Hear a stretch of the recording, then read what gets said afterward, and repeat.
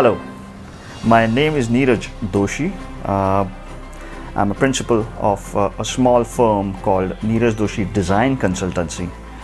We are based in Pune, Maharashtra. Uh, it's a small studio. We don't call ourselves architects because we believe in diverse design projects. So it can be a furniture design, a light design, or interior design, or architecture design, or signage design. So that's why we call it as a design consultancy, being open for all the fields. I did my bachelor's from Pune, my architecture schooling, and then I had a great opportunity to go to UK, London, and do my master's from a school called Architects Association School of Architecture. There I did my master's in urbanism and design research. After that, I had a great opportunity to work with two of the top architects of the world, Richard Rogers and Norman Foster. So I spent almost a decade in London. And after that, I came back approximately in 2010-11. I came back to India and started my studio here.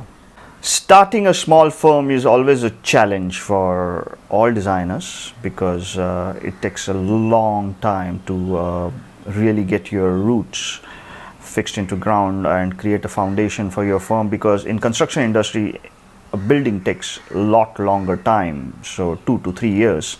So really by the time you finished 4 or 5 buildings, you spend almost 5 to 6 years to really prove yourself in the industry.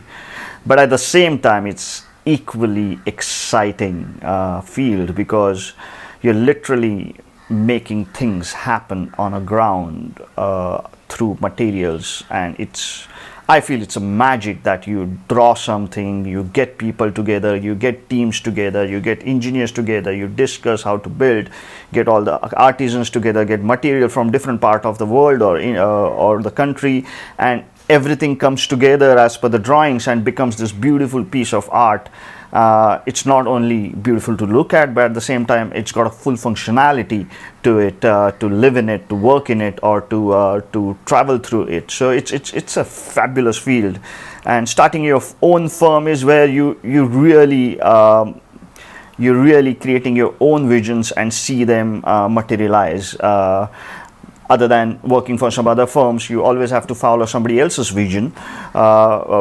But here, when you start your own, it could be a small bus stop, okay, but still it's your vision, okay, and then you get your teams together and get their ideas together and really make it happen. So that enthusiasm and that excitement made me start my own firm and experiment with a lot of different projects in India. In every business or even in a life, you always have a great influence or a godfather figure in your head, or you will be lucky if that person is alive and you can talk to him or her and get that guidance.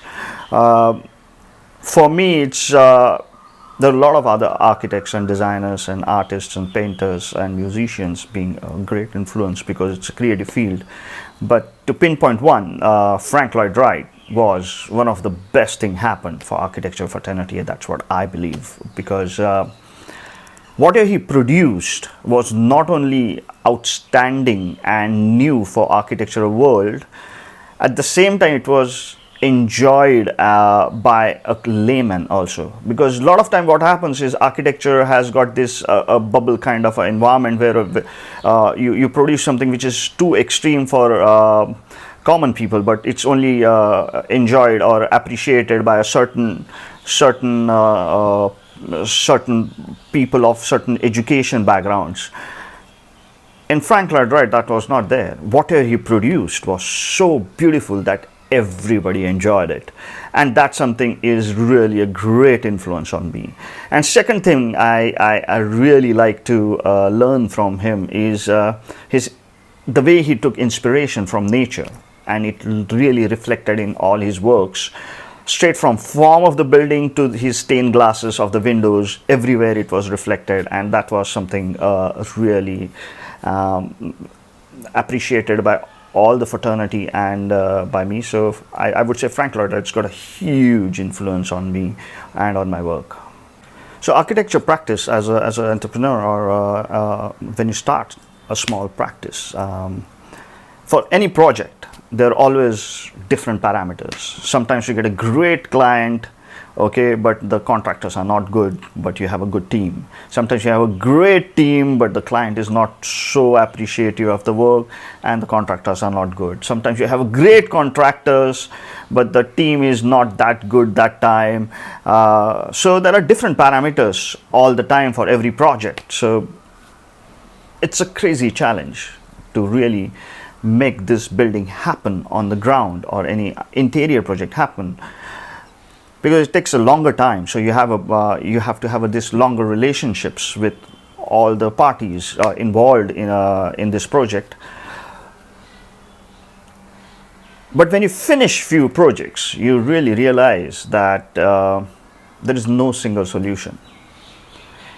Every project is going to be new in terms of its background, its context, the way it needs to be resolved, the way it's going to happen, the time it's going to take. So it just taught me to be open for every project now and see how it unfolds. Because that's the best thing to do. Just sometimes you need to step back and see how it's unfolding. What are the new things we are going to get onto this new project, okay? And not to relate it with the old project, because old project made you do that project in a certain way, but this project is completely new with a new context. So you have to let that go and be open again and have new solutions, think outside box, and really form a new method, new research possibilities to make new projects happen. So that's something is very important learning for me up till now.